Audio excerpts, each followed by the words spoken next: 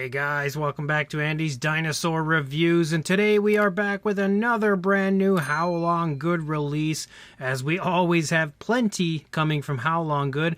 As you can see, we've got ourselves another new Ceratopsian. This is the Xenoceratops, and this one's pretty exciting because we don't get this species too often. You know, there's been a few, like the beasts of the Mesozoic and Collectae and stuff, but like you just don't really see it too many times, so it is pretty cool to have a very nice, very high quality looking version of this Ceratopsian. You can see, as far as the packaging goes, you pretty much just have an image here on the front of both different variants. Because you do have two paint variants as usual, you can see again the species name 1/35th scale and the Haolonggood logo up here on the top.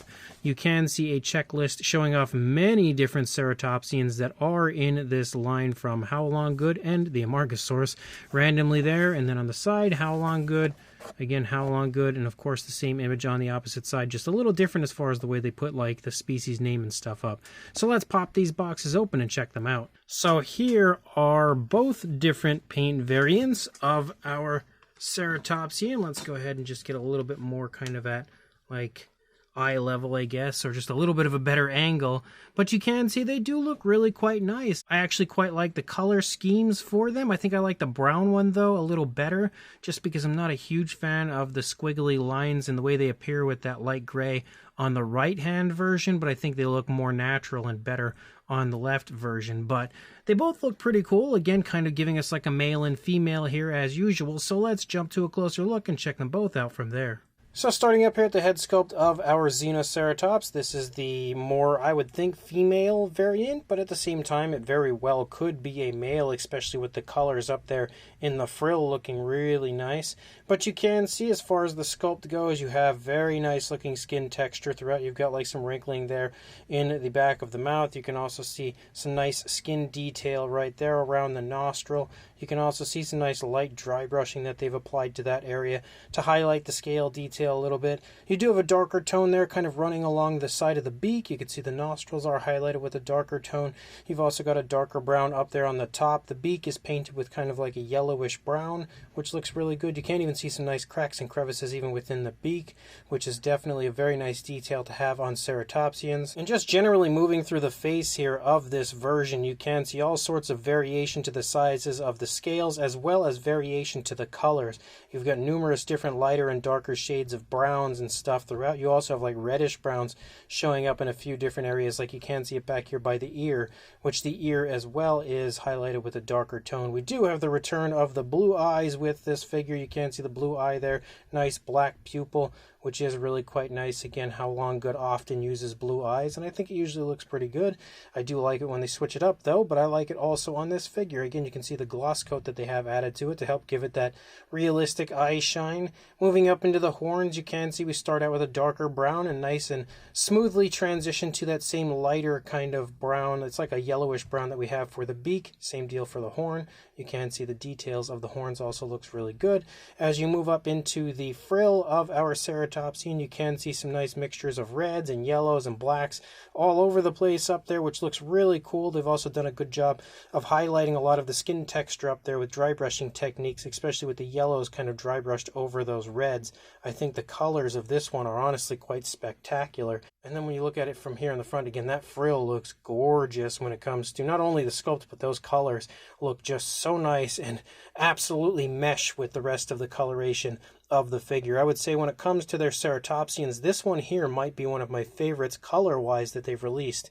But as you move along the side of the frill, again, the outer edge, you can see again more of the spikes and stuff, and they are all painted with that kind of yellowish brown that we have for the horns and the beak and everything. And the coloration looks really smooth and naturalistic here throughout. Again, very nice natural application of the different patterning and stuff, so it looks really good.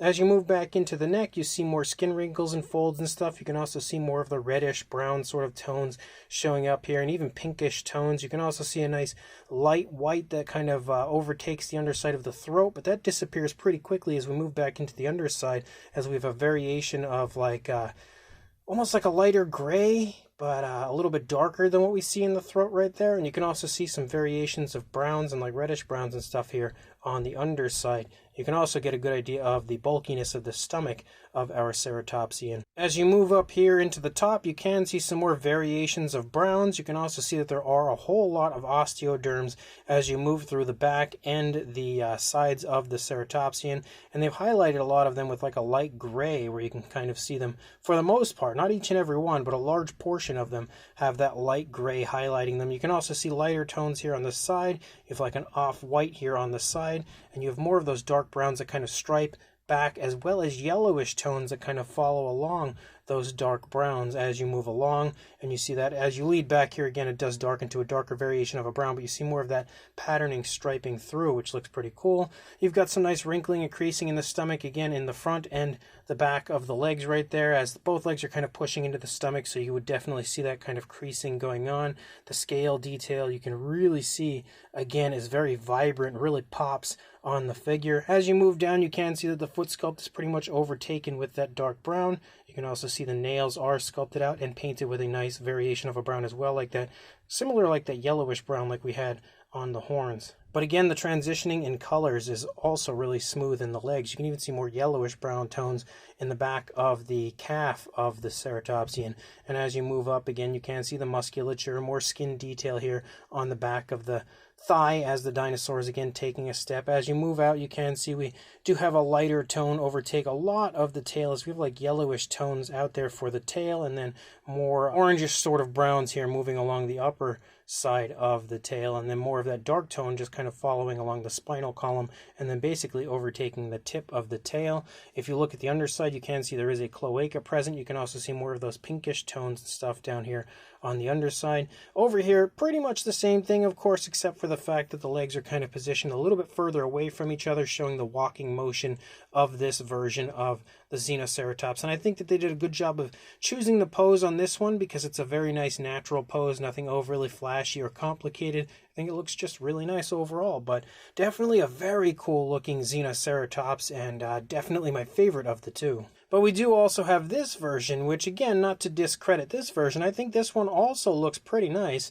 The head sculpt specifically, or I mean the colors of the head specifically, look really nice, especially up there in the frill. I absolutely adore the colors that they've chosen here with the yellows and greens and blues that they have up here. I think the coloration is, again, about as flashy as it could possibly get while still remaining natural looking for a ceratopsian up there. Pretty much the same thing, though, as the other one as far as like the way that the color is patterning through. It's just different tones of color. You can see variations of browns and stuff here in the face, just like we saw in the other one, but a little bit different as far as those variations of color used. Again, rather than dark browns, we have more of like blacks patterning through and stuff. You still have the blue eyes, though, which actually the blue eyes, if it would focus correctly, there we go, kind of match the blue that we see up in the frill. But again, we have the yellowish browns for the horns, and then again, as you move through, you do basically have more of those pinkish tones showing up in the neck and throat. You can see more dry brushing right there, and as you move along the underside, we, rather than that light gray, have more of a mixture of like the pinkish tones and brownish tones here on the underside of this version of the ceratopsian. As we move up here, again, rather than the like off-whites and browns, we more so have just a grayish tone, or a few different variations of grays actually, as we've got lighter and darker shades of grays, and then you have a really light gray that kind of falls along the spinal column and then just stripes and patterns through. I'm not a huge fan of the way that looks. For some reason, it just doesn't look incredibly natural to me, but it doesn't look bad at the same time. Like, I don't think it looks awful at all. Especially on this side, actually. I feel like this side actually looks a little bit better, and now it makes him look maybe even a little more striking than I was expecting. I'm not really sure why the colors, I think, don't look as great on that side, but they look way nicer over here. But overall, again, it's pretty close to the same thing as far as the other one goes, just very different tones of color and slightly different as far as the way the patterning looks. Like, we don't have the light tone of the stomach quite as obviously light as we have for the other one. It's more so a light gray, but still kind of a darker variation of a gray. Like, it's not super light. So again, it looks pretty cool, actually. At first, I was pretty confident that I was almost going to dismiss this one as far as very easily choosing the other one as my favorite. But now looking at it from this side, I think it actually looks super cool. So again, that's another tough call. You'd really have to, I think, see them in person to truly choose which one is your favorite. But again, it looks really nice, just like the other one did. As far as a size goes, for our Xenoceratops, for a length from the beak to the tail, about 6 3/4 inches, maybe even a hair over, or about 17, maybe approaching 17.5 centimeters. And then for a height, you are looking at just shy of 3 inches or closing in on about 7.5 centimeters. Not quite, but just a hair under, about 7.5 centimeters. For a size comparison, there is Mr. Papo T-Rex, the Attack Pack Colovosaurus, Robert Muldoon, and the Collect A human being next to our Haolonggood Xenoceratops, and you can see it's still pretty small. It's not super tiny by any means, but it's pretty much the size range I expected it to be. So for another comparison, to kind of give you an idea of a size next to a ceratopsian figure I use quite often in comparisons, we have the Schleich-Diabloceratops, which you can see is just a little bit bigger. And then here is a comparison next to one of the absolute most popular Haolonggood ceratopsians ever. We have the Xenoceratops next to the Xenoceratops, which you can see they're very similar in size, with the Xenoceratops only being a tiny bit bigger. And because I don't feel like we really need too many size comparisons, we'll go with just one more, which is a Papo figure, a fairly recently released Papo figure, as we have the Iosaurus next to the Xenoceratops as well, to again show you that they're very similar in size. So this brand new Haolonggood Xenoceratops pair are both really nice figures as per usual. Again, as always, I think Haolonggood has done a great job on the sculpt. We have kind of seen the sculpt already in that preview image that they had shown us, showing off everything that they were planning on releasing for the next few months, which I don't know if that covers the entire year or just, until those figures are basically exhausted and then we move on to something new. But this is definitely one that we have kind of seen coming, so we did know at some point we would get a Xenoceratops, and now having it here, I will say, as always, Haolonggood does not disappoint. They've done a very good job on the sculpt. It's very highly detailed, showing off pretty much every ounce of movement, every ounce of skin detail that you would expect to see or want to see. Again, pretty much giving you what you would expect from Haolonggood, as they have definitely proven to be one of the leaders in creating prehistoric collectibles. And they've also given us two more really cool color schemes. Again, quite flashy, but still remaining naturalistic. I am definitely partial to the brown one. I will say that for sure. Now, after having the both of them here and kind of looking at them for a few minutes, I will definitely say I do still like the brown one better, but the gray one is also better than I was giving it credit for at first. Both really are very nicely done ceratopsians. I think the pose as well is pretty nice. Again, nothing overly dramatic or crazy or anything, just kind of a nice natural walking pose. You could grab like a whole bunch of these guys and have like a herd of Xenoceratops moving through. So overall, definitely a very nice figure as always, and another incredibly cool ceratopsian that we now get to add to our collections thanks to Haolonggood. So if you are interested in grabbing them and adding to your collection, you can purchase them from Lana Time Shop, which is exactly where I purchased mine. So make sure you check that link, grab these both again for yourself and add to your collection, and like, comment, and subscribe, and I will see you in the next review. Thanks for watching.